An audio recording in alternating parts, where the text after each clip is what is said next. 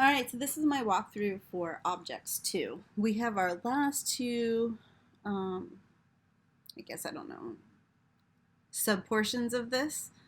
So we're going to go over adding methods and we're going to go over our quiz. All right. So again, remember I have to record a video on my iPad, upload it to Google Drive, download it here, then record a secondary video. So we did go over methods. Methods are just like little mini programs or functions. They're the same thing. So if you hear me interchangeably use that word, it is because it is the exact same thing. So the change name method or the function called change name is inside this person function. So you can have like multiple. I want to kind of talk about this keyword just for a moment. Can I go back and have like a visual? Yes. Okay. So let's go over this bit of code just a little because this can be pretty darn confusing. All right. Let's see if I can explain this. Well, we have a function up here that we've created, and we can tell this because we have our keyword function. We have a name called person that takes in 2 arguments. It'll take in information so that when you pass it, like here, this person, we're passing David and we're passing 21. So it gets stored in name and it gets stored in age. This is where it's physically being stored.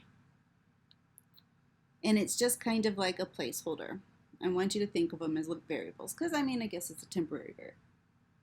Now, what I would do, you can use this dot name is the same as the value that's in name. So what it's going to do is it's going to say, hey, what's currently up there in name? David?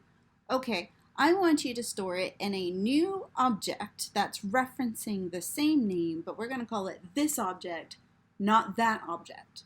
So this dot name is kind of doing a copy paste. So you know how like when you download something and you've already downloaded it, it gives you like those parentheses and it writes a 1.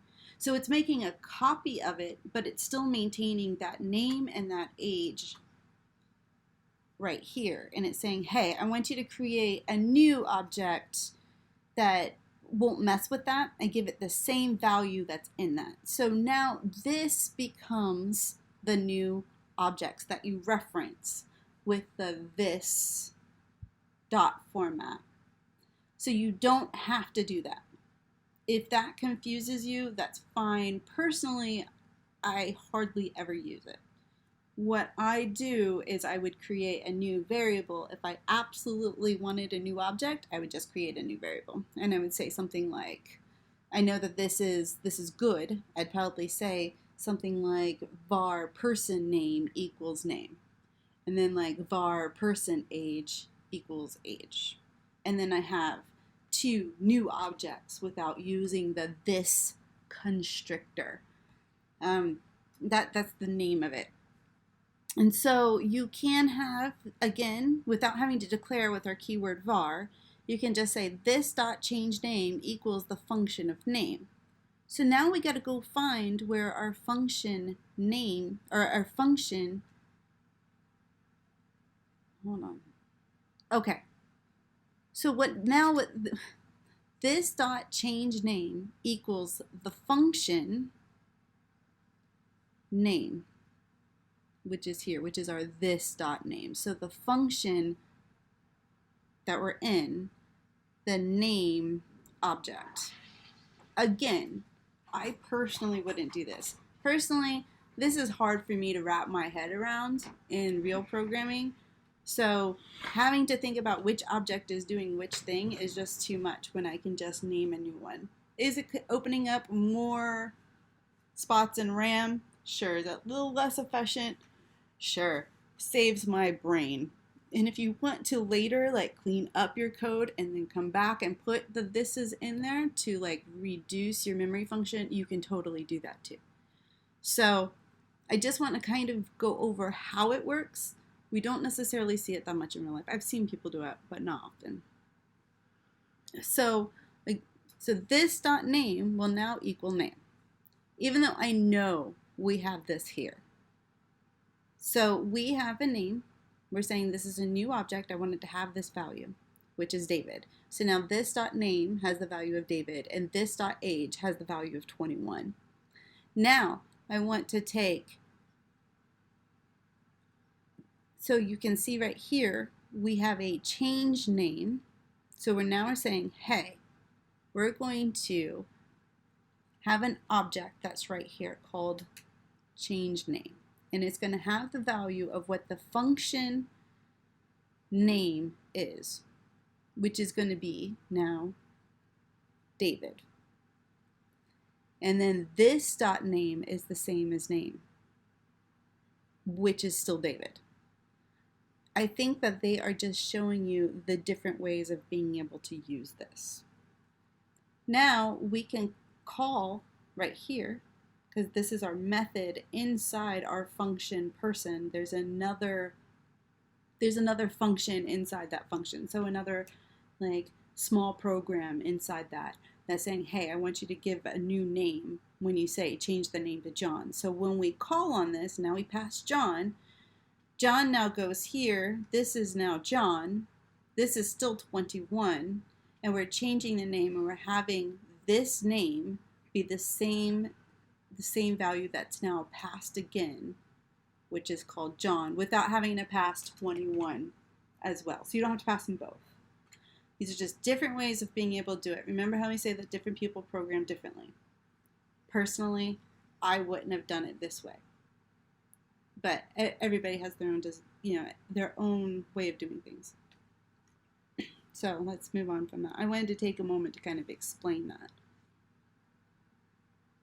So this keyword in the methods means the current object, not that other object.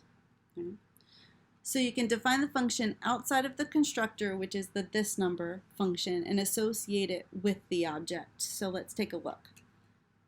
This is a new function called person that's passing name and age.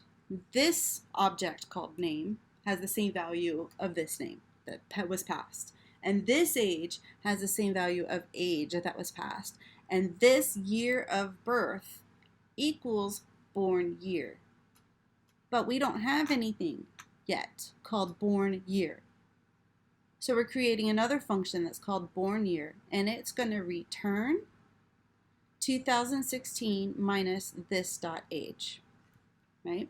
So it's going to go and get this dot age, and it's going to be able to manipulate the value. So we've passed that 21, and it's going to take 2016, and it's going to minus 21, and I don't know what that is. We're going to pretend that I just did the math on that, and that's like 1998, right? And then it returns it back to here. So now this has 1998, because this is our return. It returned it back to this.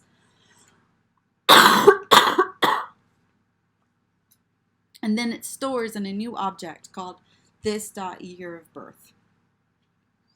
So this is a new one here. We're not doing anything with this because there's no returning. It's just storing that information.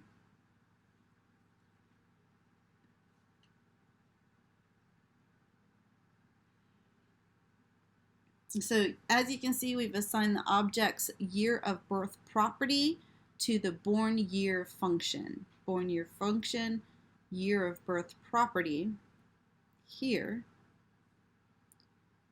This keyword is used to access the age property of the object, which is going to be called on the method.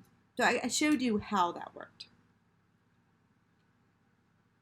And usually, even when you're calling on the function, you still usually include the parentheses, even if you're not passing anything. So please associate the test data constructor function below with a method called myMethod. So we have a this dot check data.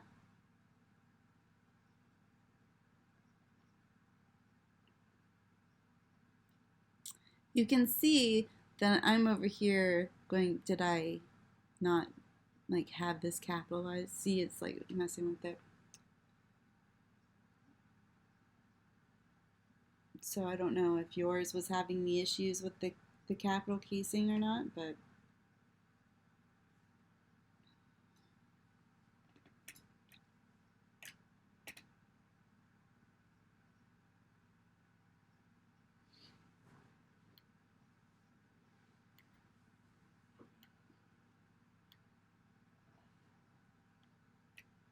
so we wanted to go to my method. So I was having an issue with this because that's what I thought it wanted me to do, but instead it wanted us to call upon that method, some arbitrary method, and realize that it's being stored in that new object. So we want to call the method as usual, is what it's saying. So here we still have this, which is allowing us to have a new object that we can reference called person, and it has the following properties of name and age, and now we're giving it a birth year as well. So in order to use the object's properties within a function, we use well, it's not the var keyword. And it might be that in order to use the object's properties within a function, you use the this dot keyword. And again, you could have done it a different way. You could have assigned a new variable and referenced it that way. So an object's properties are similar to variables. Methods are similar to functions. In fact, we interchangeably use those terms. What is the result of the following expression? Var my string equals ABCDEF. Document.write, document is our object, write is our method, and then it said it was asking what the length was, and we just took the number, like my name's Mary, I have 4 letters in my name, and it returned back a number. So now we are creating new objects. We're referencing this height, we're referencing this weight.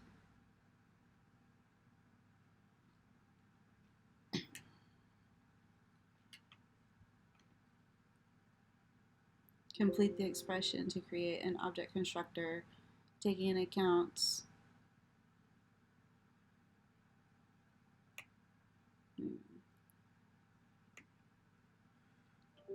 so you saw old me and new me fighting a good battle. Hopefully that wasn't terribly confusing. That's probably why it has a very small talking point about it. They just want you to be exposed to it. Do not stress yourself out about it. Like I said, in real life, I hardly ever use that at all. Not saying you can't go back and clean up your code later. And a lot of times you will. All right. Take a screenshot and submit.